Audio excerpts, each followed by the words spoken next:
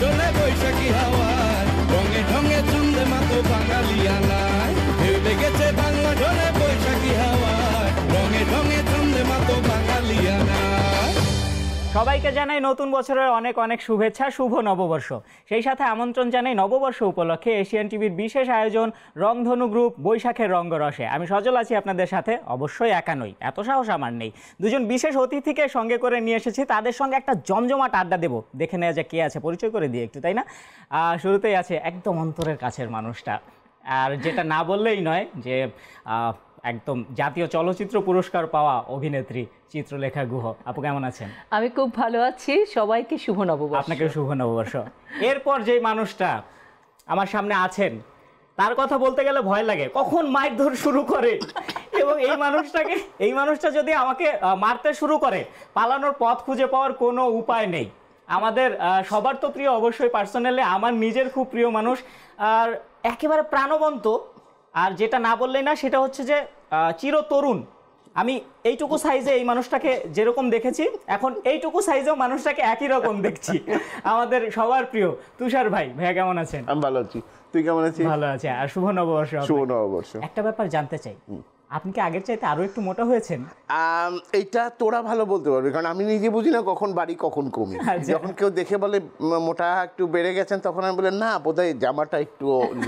এটা আমি খালি না, সব মোটা মানুষেরই। না, এটা আপনার ভুল না, এটা আপনার পাঞ্জাবিটা যিনি বানায়, গত 15 বছর ধরে যিনি বানাচ্ছেন, তার ভুল। ভাইয়া, এই পাঞ্জাবি বানানোর জন্য কি আপনাকে প্রতি বছর মাপটা চেঞ্জ করতে হয়? না, মানে চেঞ্জ করতে হলেও আধা ইঞ্চি। দর্জির বোধহয় চোখের আন্দাজ হয়ে গেছে। হ্যাঁ, ও দেখার সাথে সাথে বুঝে ফেলে যে কতটুকু বাড়াবে কতটুকু কমাবে।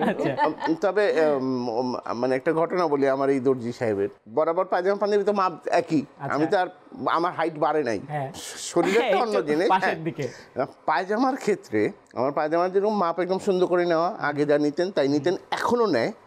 কিন্তু গত 2 বছর হয়, যখন আমি ডেলিভারি নিয়ে আসি পড়ি, তখন দেখি একটু উঁচা করার। আচ্ছা, তার কারণ হচ্ছে আমি 2 বছর আগে হজে গেছিলাম। তা হজ থেকে ফেরার পরে উনি মনে করছেন যে আমি আর বোধহয় নিচে পায়জামা পরবো না। তবে এটাও ঠিক, উপরে পায়জামা পরার মধ্যে আলাদা একটা স্মার্টনেস আছে, ভালো লাগে। আমি একটা জিনিস বলতে পারি, সেটা হচ্ছে আমাদের বাবা মায়েরা যেমন আফসোস করে, আপনার বাবা বা মা বোধহয় এই আফসোসটা করার সুযোগ কোনোদিন পায়নি।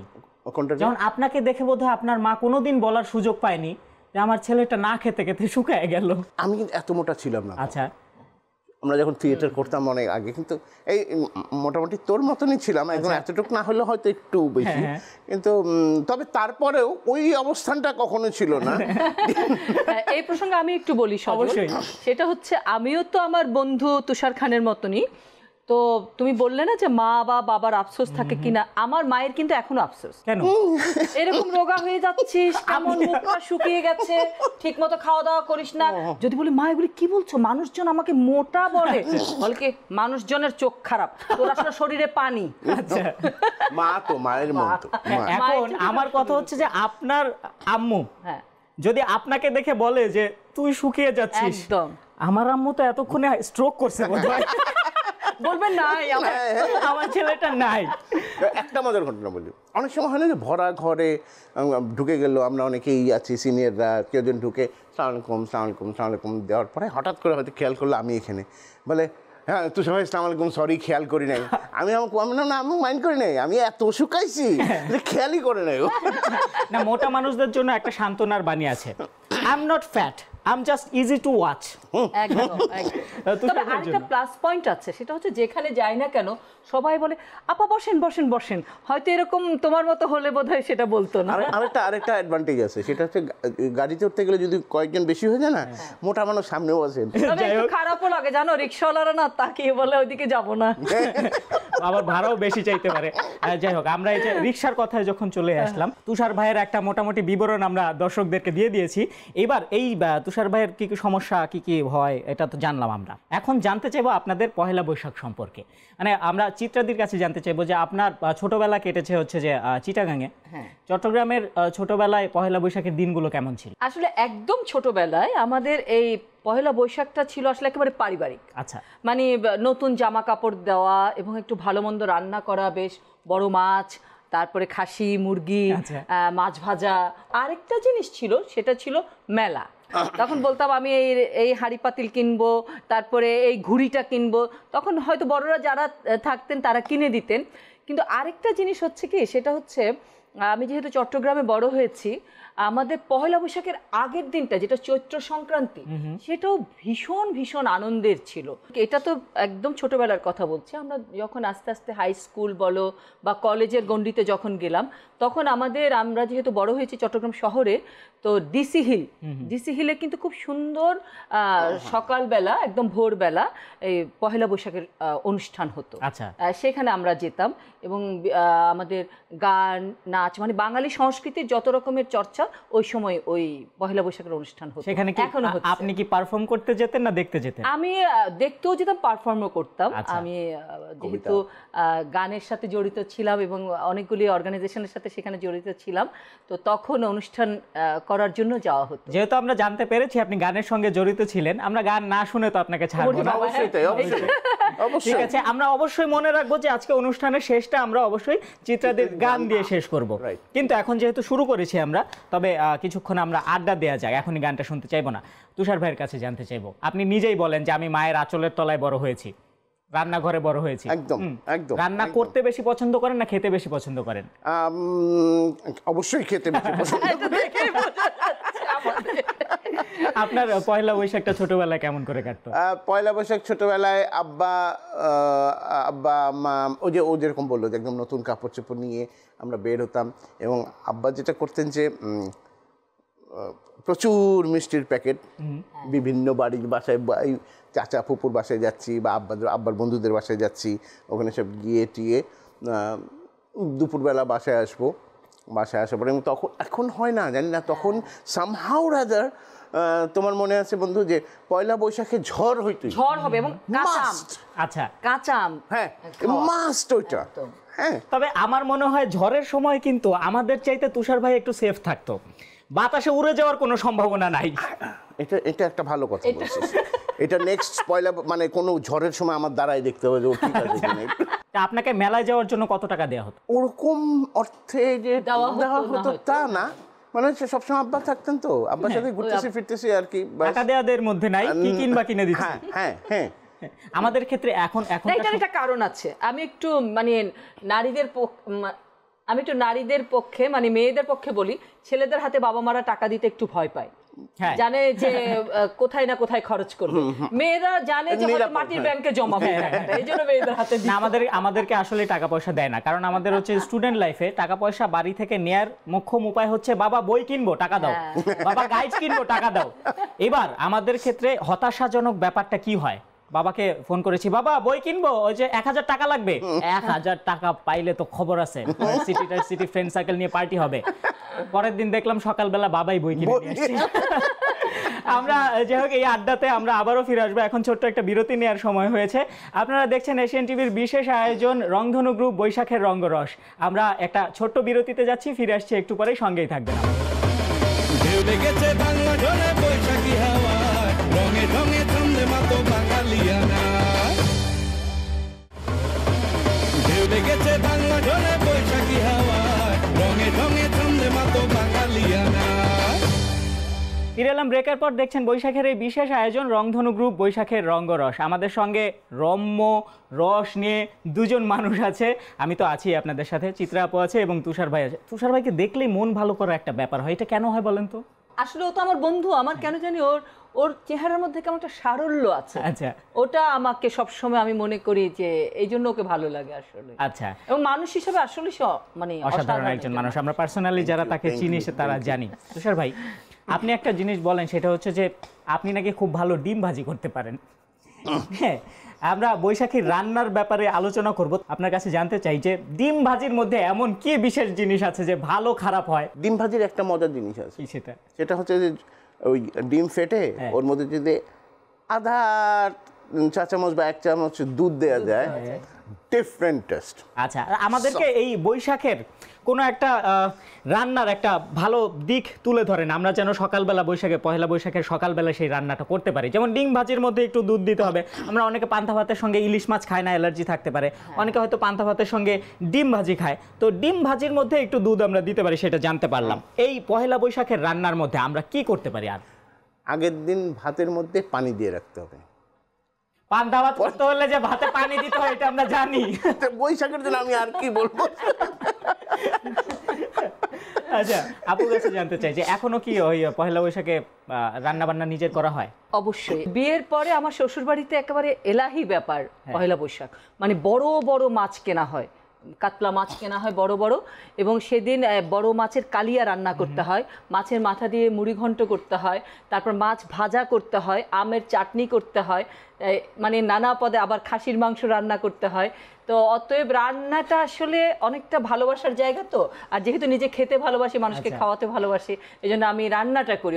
অন্য সময় করতে না পারলে অন্তত বিশেষ অনুষ্ঠান, বিশেষ করে পহেলা বৈশাখ। আমি একবার রান্না করতে গিয়ে অ্যাক্সিডেন্ট করে ফেলছিলাম। এটা হচ্ছে যে আম্মুকে জিজ্ঞেস করছিলাম, আম্মু এখন রান্নার মধ্যে কি দিব? বলে 5 ফোড়ন দে। আমি 4 বার 5 ফোড়ন দিছিলাম, 4 5 20 ফোড়ন হয়ে গেছে। সেটা তো হবে। আমার আম্মু যে খুব ভালো রান্না করে এমন কিন্তু না। হয়েছে কি, পাশের বাড়ির আন্টি আসছে আমাদের বাসায়, আসছে, আম্মু হচ্ছে যে নাস্তা দিছে, আন্টি খাইতে খাইতে বলতেছে, আরে আরে ভাবি খুব ভালো চানাচুর বানাইছেন তো ভাবি, এই ভালো চানাচুরের রেসিপি কোথায় পাইছেন ভাবি? এত সুন্দর চানাচুর, এটা তো বাসায় হোমমেড মনে হচ্ছে। বলে ভাবি আসলে ওটা চানাচুর না, গতকালকে নুডলস বসাইতে দিয়া টিভিতে সিরিয়াল দেখতেছিলাম, পুরা চানাচুর হয়ে গেছে। আরে এটা ভালো রেসিপি, নুডলস পুরো চানাচুর। তুষার ভাই, এখন আমরা একটা ব্যাপার দেখতে পাই, সেটা হচ্ছে যে ধরেন সকালবেলা আমরা বাসা থেকে পহেলা বৈশাখে বাসা থেকে বাঙালি খাবার খেয়ে বের হই, সারাদিনের প্ল্যান নিয়ে বের হই যে ফ্রেন্ডদের সাথে বেড়াতে যাব বা হচ্ছে গার্লফ্রেন্ড নিয়ে বেড়াতে যাব।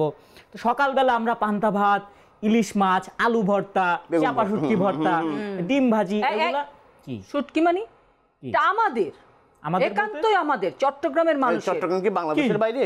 আপনারা কি নোয়াখালী নাকি বাংলাদেশের বাইরে? না, নোয়াখালী মানে আর চট্টগ্রাম। এখন তো দুইটা ডিস্ট্রিক্ট রাখতে হবে আমাদের, চট্টগ্রাম এবং নোয়াখালী। কি ঘটনা কি? মানে শুটকির সত্য নিয়ে নিছেন আপনারা? অবশ্যই। আচ্ছা, তাহলে শুটকি চট্টগ্রাম আর বৈশাখ আমাদের। না না না, তা করে হবে।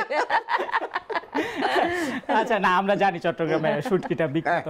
তো এই যে ব্যাপারটা কথা বলছিলাম, যে সকালবেলা আমরা বাঙালি খাবার খেয়ে বের হই, যত দিন গড়াতে থাকে আমরা চাইনিজের দিকে ঝুঁকে পড়ি। হ্যাঁ, এইখান থেকে বের হয়ে আসার কি কোনো উপায় আছে? আমার মনে হয় না, কারণ সময়ের সাথে অনেক কিছু পরিবর্তন হয়ে যায়। তোর সাথে আমি আসলেই তাই, পয়লা বৈশাখে সন্ধ্যাবেলা দেখবা সব বড় বড় রেস্টুরেন্ট কোনোটা ফাঁকা নাই। হ্যাঁ হ্যাঁ, সে যে রাত্রেবেলা বাড়িতে গিয়ে তো দুটো লাল আটা রুটি খেলাম বা একটু ভাতই খেলাম, ওইটা নাই। অকেশনে এটা আমার কেন জানি, আমি যদি এটা ইতিবাচক ভাবে দেখি সজল, সেটা হচ্ছে বাঙালি উৎসব প্রিয়। হ্যাঁ, এটা ঠিক। শুরু হলো হয়তো নিজেদের কৃষ্টির রান্না, ঐতিহ্যের রান্না খেয়ে, শেষ পর্যন্ত উৎসবটা হয়তো মনে করে যে অন্য একটু খেয়ে। বাঙালিয়ানা থেকে শুরু করে আন্তর্জাতিক লেভেলে একদম একদম। হ্যাঁ, আমরা বিশ্ব নাগরিক। আমরা যে ব্যাপারটা বলছি যে সকালবেলা ভিড় হয় রাস্তায়, চারুকলার ওই সাইডে। দুপুরবেলা আমরা রেস্টুরেন্টে ভিড় করি, দুপুর থেকে বিকেল পর্যন্ত। রাত্রিবেলা গিয়ে পার্কে ভিড় করি। আমাদের কিন্তু উৎসবটা জায়গা ভেদে হয়। হ্যাঁ, তবে এখন তো ধরো আরেকটা জিনিস যোগ হয়েছে, সেটা হচ্ছে নানান রঙের পোশাক নিয়ে আমরা আলোচনা করব অবশ্যই ব্রেক থেকে ফিরে এসে। আপনারা দেখছেন বৈশাখের এই বিশেষ আয়োজন রংধনু গ্রুপ বৈশাখের রঙ্গরস নিয়ে আবারও ফিরে আসছি। ছোট একটা বিরতিতে যাচ্ছি, বিরতির পরে ফিরে আসবো, সঙ্গেই থাকবেন। ঢেউ লেগেছে বাংলা ঢলে বৈশাখী হাওয়ায়, রঙে রঙে ছন্দে মাতো বাঙালিয়ানা। ঢেউ লেগেছে বাংলা ঢলে বৈশাখী হাওয়ায়, রঙে রঙে ছন্দে মাতো বাঙালিয়ানা। ফিরে এলাম ব্রেকের পর। দেখছেন রংধনু গ্রুপ বৈশাখের রঙ্গরস। সঙ্গে থাকার জন্য ধন্যবাদ, আর আপনাদেরকে আবারও ধন্যবাদ এতক্ষণ পর্যন্ত আমাদের সঙ্গে থাকার জন্য, আমাকে সহ্য করার জন্য। আমরা পোশাকে ফিরে আসি, যে পোশাকের কথাটা মাত্র তুলেছে দিদি। পোশাক সম্পর্কে আমার একটা হতাশাজনক মন্তব্য আছে, সেটা হচ্ছে যে শাড়ি। বাঙালি নারী যখন শাড়ি পরে কি অদ্ভুত সুন্দর লাগে তুষার ভাই। অবশ্যই শাড়ি পরে, হাতে চুড়ি পরে, কপালে একটা লাল টিপ দিয়ে বা পায়ে আলতা দিয়ে যখন রাস্তা দিয়ে একটা বাঙালি নারী হেঁটে যায়, আমরা ছেলেরা ঠাস ঠাস করে প্রেমে পড়ে যাই। অথচ আমাদের দুর্ভাগ্য দেখেন, কতদিন লুঙ্গি পরে বেরোইলাম, কেউ প্রেমে পড়ে নেই। ভেরি গুড সেভ, ভালো ছিল। যদি বাঙালিয়ানা শাড়ি আর লুঙ্গিতেই হয়, তাহলে এই ভেদাভেদ কেন? এটা সবার আগে প্রশ্নটা করবো তুষার ভাইকে, এই ভেদাভেদ কেন? সেটা হচ্ছে যে এখন ইদানিংকালে মেয়েরা শাড়ি কম পরে, হ্যাঁ শাড়ি পরলে দেখে যে বা একটু ডিফারেন্ট কিছু, এবং অবশ্যই একটা মেয়েকে অনেক সুন্দর লাগে। আর ওই এই মেয়েরাই বাড়িতে বাপকে ভাইকে লুঙ্গি পরা দেখে, তো ওই জন্য বলতে বাইরে আসলে অত কিছু মূল্যায়ন হয় না। বৈশাখে ধরো আমরা তো সাধারণত বৈশাখ মানে হচ্ছে নারীদের পোশাকে লাল সাদার।